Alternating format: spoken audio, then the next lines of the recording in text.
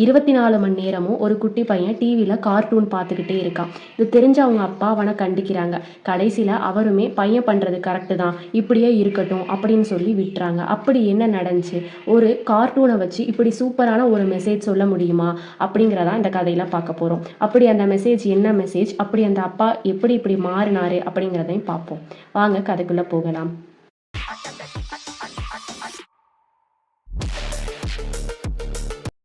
வணக்கம். இது கவியரங்கத்தின் கதைக்கான நேரம். இந்த பதிவுல நம்ம பார்க்க போறது எழுத்தாளர் வா. ஸ்டாலின் அவர்கள் எழுதின வானிஸ்ட் மோஸ்டாச் அப்படிங்கிற புக்ல இருக்கக்கூடிய டிஃபெண்டர் அப்படிங்கிற சிறுகதை. இந்த கதையோட ஹீரோவே கதையன் அப்படிங்கிற ஒரு குட்டி பையன் தான். பொதுவாகவே சின்ன பசங்க அதிகமாகவே கார்ட்டூன் பார்ப்பாங்க. அந்த மாதிரியே கதையனுக்கும் கார்ட்டூன் பார்க்குறதுனா ரொம்ப விருப்பமான ஒன்று. அதுலேயும் குறிப்பாக சுட்டி டிவியில் சோட்டா பீம் அப்படிங்கிற அந்த குறிப்பிட்ட அந்த ப்ரோக்ராமை அடிக்கடி 24 மணி நேரமும் அந்த ப்ரோக்ராமே பார்த்துக்கிட்டு இருக்கான். அவன் சோட்டா பீமோட மிகப்பெரிய ஃபேன்.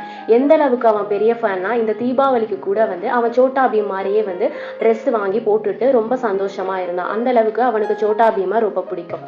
இந்த மாதிரி எப்போ பார்த்தாலும் சுட்டி டிவியில் இந்த சோட்டா பீம் எபிசோட பார்த்துக்கிட்டு இருக்குது அவங்க அம்மாவுக்கு சுத்தமா பிடிக்கல. இது அவங்க அம்மாவுக்கு ஒரு இரிட்டேஷனை ஏற்படுத்துது.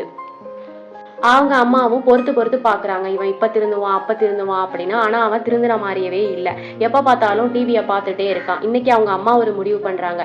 இன்னைக்கு கண்டிப்பா அந்த பையனோட அப்பாட்ட, அதாவது நம்ம கணவர்கிட்ட இதை பத்தி சொல்லியே ஆகணும். கண்டிப்பா இவனை அவரால் தான் ஹேண்டில் பண்ண முடியும் அப்படின்னு அவருடைய கணவருடைய வருகைக்காக காத்துக்கிட்டு இருக்காங்க. அவருடைய கணவரும் வர்றாங்க.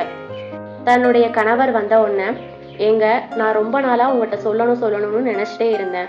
நம்ம பையன் எப்போ பார்த்தாலும் 24 மணி நேரமும் இந்த சுட்டி டிவியை பார்த்துட்டே இருக்கான். அதுலேயும் குறிப்பாக சோட்டா பீமை பார்த்துக்கிட்டே இருக்காங்க. இது சரிப்பட்டு வராது. இப்படியே நம்ம பையனை விடக்கூடாது. என்னால் கண்டிக்க முடியும், ஆனால் நீங்கள் ஏதாவது சொல்லுவீங்கன்னு தான் நான் இன்னும் கண்டிக்காமல் இருக்கேன். உங்களால் மட்டும்தான் அவனை ஹேண்டில் பண்ண முடியும். நீங்களே உங்கள் பையன்கிட்ட சொல்லி அவனை திருத்த பாருங்க அப்படின்னு சொல்லிட்டு அவங்க கிளம்புறாங்க. உடனே அப்பாவும் தன்னோட பையனை போய் பார்க்குறாரு. அப்பவும் அவன் டிவி பார்த்துட்டு தான் இருக்கான். தன்னோட அப்பா வந்தது கூட தெரியாம டிவியில ரொம்பவே மும்முரமா இருக்கு. கதையனோட அப்பாவும் அப்படி இந்த ப்ரோக்ராம்ல என்னதான் இருக்குன்னு தெரியல அப்படின்னு சேர்ந்து பக்கத்துல உட்கார்ந்துருக்காரு. அப்போ சோட்டா பீம் ஒரு சின்ன பொண்ணை சின்ன பொண்ணை தப்பா நடந்துக்க பார்த்த ஒருத்தர்கிட்ட இருந்து அந்த சின்ன பொண்ணை காப்பாத்துறான். கதையனோட அப்பா இப்போ நியூஸ் சேனலுக்கு மாத்துறாரு. கதையன் ஆனா எதுவுமே சொல்லல, பக்கத்துல அமைதியா உட்கார்ந்துருக்கான். அப்போ நியூஸ்ல ஒரு பர்டிகுலரான ஒரு செய்தி சொல்றாங்க. என்னன்னா, ஒரு 3 வயசு சின்ன குழந்தைய ஒரு 60 வயசு ஆள் கற்பழிச்சு கொன்னுட்டாங்க அப்படின்னு சொல்லிட்டு நியூஸ் ஓடிக்கிட்டு இருக்கு. உடனே கதையன் டக்குன்னு எந்திரிச்சு போயிடறான். அவங்க அப்பா நினைச்சிட்டாங்க, ஒரு வேளை நம்ம டிவி சேனலை மாத்துறனாலதான் கதையன் இப்படி பிஹேவ் பண்றான் அப்படின்னு நினைச்சிட்டாங்க. சரி, நம்ம பையன் என்னதான் பண்றான்னு பார்ப்போம் அப்படின்னு சொல்லி அவன் போன ரூம்குள்ள போறாங்க. அப்போ கதையன் என்ன பண்றானா, அவன் தீபாவளிக்கு வாங்கின அந்த சோட்டா பீம் ட்ரெஸ்ஸை போட்டுட்டு தன்னோட 3 வயசு தங்கச்சி பக்கத்துல அவளை பாதுகாக்கிற மாதிரி நின்றுகிட்டு இருக்கான். இதை பார்த்த கதையனோட அப்பா எதுவுமே சொல்லல. அப்படியே அமைதியா போய் சேனலை சுட்டி டிவிக்கு மாத்திடுறாரு.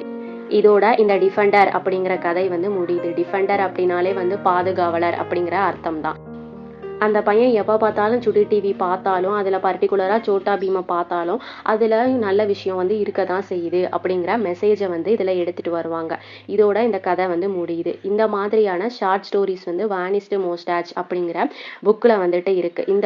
இந்த புக்கில் மொத்தம் 14 சிறுகதைகள் இருக்கு.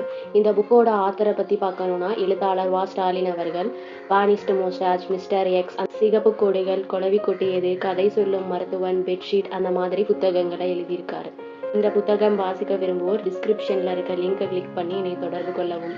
மற்றும் ஒரு வாசிப்பில் இணைந்திருப்போம். அதுவரை நன்றி, வணக்கம்.